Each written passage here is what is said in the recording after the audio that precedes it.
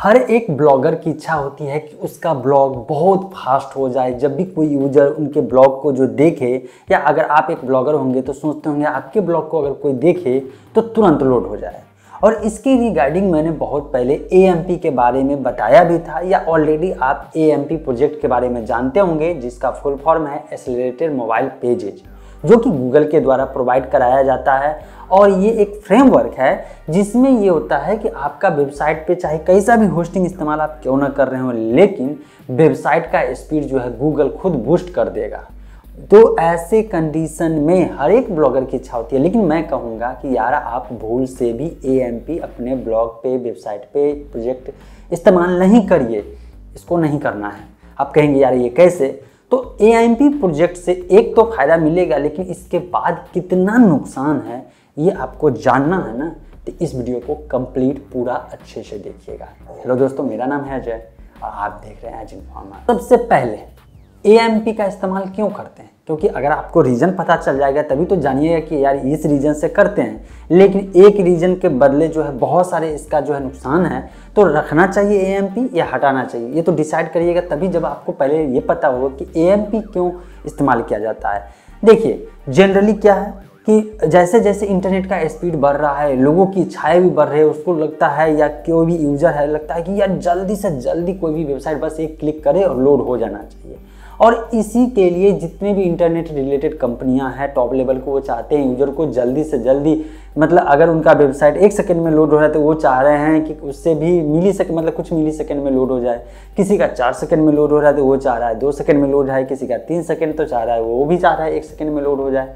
मतलब सभी लोग चाहते हैं कि उनके वेबसाइट का स्पीड यूजर के नज़र में बढ़िया रहे, ताकि लोग वेबसाइट पे जल्दी से आए, कोई भी चीज़ जानकारी लेना चाहे गूगल में सर्च करे और उस पर जैसे क्लिक करे जल्दी मिले तो गूगल में रैंकिंग बढ़ेगी। पर्पस यही है, रैंकिंग बढ़ेगी तो ट्रैफिक इंक्रीज होगा, ट्रैफिक इंक्रीज होगा तो अर्निंग इंक्रीज होगी। मतलब घुमा फिरा करके जो होता है ना, पूरा खेला है कि अगर ज़्यादा पैसा कमाना है तो कहीं ना कहीं वेबसाइट का स्पीड ऑप्टिमाइज करना पड़ेगा, इंक्रीज करना पड़ेगा। इसी के रिगार्डिंग जब AMP प्रोजेक्ट आया तो AMP प्रोजेक्ट क्या करता है कि आपको कुछ कोड देता है, राइट? या आप अगर वर्डप्रेस इस्तेमाल कर रहे हैं तो एक प्लगइन से AMP से रिलेटेड आएगा, उसको इस्तेमाल कर लीजिए। आपके पूरे वेबसाइट का जितने भी पेजेज हैं वो सबका एक AMP फाइल के लिए बन जाएगा, जो कि होगा ये कि गूगल में जब सबमिट होगा, जब कोई यूज़र मोबाइल से कुछ भी सर्च करेगा तो आपके ओरिजिनल वेब पेज को फेच नहीं करेगा। क्योंकि जनरल कंडीशन में क्या होता है, पहले समझिए इंटरनेट पे काम कैसे होता है। जब भी कोई यूजर टाइप करता है आपका ब्लॉग है तो आपके ब्लॉग के सर्वर पे पहले जाएगा, सर्वर से फिर जो है पूरा का पूरा जो फाइल होगा वो एक तरह से ब्राउज़र में लोड होता है। मतलब एक तरह से जितने भी साइज का फाइल होगा वो एक तरह से ब्राउज़र में डाउनलोड होता है, तभी यूजर को दिखता है। मतलब ये कि जैसे आपके ब्लॉग पे जो कोई भी इमेज है, टेक्स्ट है, वो सब भी तो मीडिया फाइल है ना, तो वो सारे फाइल जो है एक तरह से ब्राउज़र में लोड होगा, तो जितना समय लगेगा उतना ज़्यादा दिक्कत होगी यूजर को। गूगल क्या करता है, आपके सारे फाइल को जो है जब AMP प्रोजेक्ट लगाएंगे तो आपके फाइल को एक तरह से कैशिंग कर लेता है, एक तरह से वो CDN की तरह काम करता है। और जब भी यूजर टाइप करता है आप ही का पेज सब कुछ रहेगा, लेकिन जब क्लिक करेगा वहाँ पे तो वो गूगल के द्वारा सर्व होगा। मतलब आपका होस्टिंग सर्व उस समय नहीं कर रहा होगा, उस समय गूगल सर्व कर रहा होगा। और यही रीज़न है, चूँकि गूगल सर्व कर रहा है, गूगल फास्ट है, तो आपका होस्टिंग चाहे कैसा भी हो ये मैटर नहीं करता है, क्योंकि आपके होस्टिंग से तो पहले ही एक तरह से फाइल का कैशिंग एक कॉपी बन चुका है, जो कि गूगल बना चुका है। अब सर्व करेगा गूगल, आपके वेबसाइट से जो है कोई मतलब रहने वाला नहीं है यूजर के नज़र में। यूजर तो भले समझ रहा होगा, लेकिन अब देखिए ये फ़ायदा होता है जिस कारण से लोगों को लगता है स्पीड ज़्यादा है। लेकिन अब समझते हैं दिक्कत क्या आती है। सबसे पहला बात जो आपको प्रॉब्लम होने वाली है ना, अगर AMP प्रोजेक्ट लगाते हैं तो बहुत सारे लोगों का जो रिव्यू है या ओपिनियन है, जो ब्लॉगर है ऑलरेडी, कुछ कहते हैं कि उनका इंक्रीज हुआ है अर्निंग में, कुछ कहते हैं कि यार वहाँ पे एडवर्टाइजमेंट दिखना मतलब बहुत कम हो जाता है, कुछ लोगों का होता है। दूसरा देखिए, सबसे पहले इसको समझ लीजिए AMP प्रोजेक्ट काम कैसे करता है। AMP प्रोजेक्ट का काम करने का तरीका जब समझ जाएंगे तो दूसरा जो रीजन जो नुकसान है वो भी आपको समझ में आ जाएगा।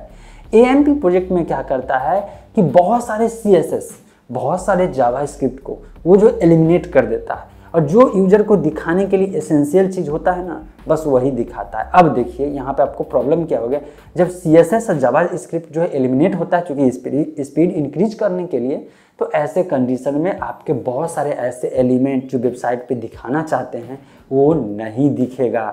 मतलब कि आपका वेबसाइट चाहे कितना भी बढ़िया क्यों ना हो, कितना ही बढ़िया डिजाइनिंग क्यों ना यूजर इंटरफेस के लिए बनवाया गया हो, आप प्रीमियम थीम का है ना बाय किए हो, लेकिन कोई मैटर नहीं है। उस सारे चीज़ को एलिमिनेट करके गूगल सिंपल करके EMP प्रोजेक्ट में एकदम सिंपल वेबसाइट करके प्रेजेंट करेगा और यूजर के नज़र में जितना लगभग वेबसाइट होगा सब एक ही जैसा नज़र आएगा। भले EMP में अब धीरे धीरे इम्प्रूवमेंट किया गया है, लोग कस्टमाइज भी कर रहे हैं, लेकिन अगर आप नए ब्लॉगर हैं तो आपको तो दिक्कत होगी ना, क्योंकि टॉप लेवल के आप डेवलपर तो है नहीं कि EMP प्रोजेक्ट को कस्टमाइज करके फिर से डिजाइन के जैसा बना लीजिएगा।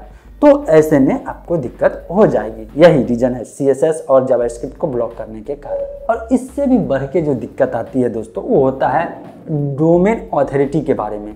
मान लीजिए आपका ब्लॉग पोस्ट बहुत बढ़िया लगा, बहुत वैल्यूएबल लगा यूज़र के नज़र में, जब वो मोबाइल से सर्च किया, क्योंकि मोबाइल की संख्या जो यूज़र की संख्या वो बढ़ते जा रही है, और अभी तो सर्चेज की बात करते हैं तो अब तो 90% के अक्रॉस पहुंचने वाली है कि लोग मोबाइल से सर्च करते हैं। आप जनरली आप आसपास अपने आप पे इम्प्लीमेंट करके देखिए कितने परसेंटेज जो है जो डेस्कटॉप पे गूगल पे सर्च करते हैं, जब कुछ सर्चिंग करने की बात आती है तो सिंपली मोबाइल से सर्च कर लेते हैं, राइट। तो जब लोग सर्च करेंगे, सर्च करने के बाद आपका ब्लॉग आएगा, आपके ब्लॉग चूँकि EMP वाला रहेगा तो URL जो होगा यूजर के मोबाइल का जो ब्राउज़र है उसमें वो गूगल वाला URL होगा, आपका ओरिजिनल वेबसाइट का तो होगा नहीं। अब वो जिसको शेयर कर देगा तो जो शेयरिंग होगा, ये सारा खेला जो होगा, लिंकिंग शेयरिंग जो भी होगा, EMP अगर URL है EMP वाला, तो आपके ब्लॉग का नहीं होगा, गूगल का होगा। गूगल की ऑथोरिटी बढ़ेगी, आपके ब्लॉग पे कुछ नहीं होने वाला है।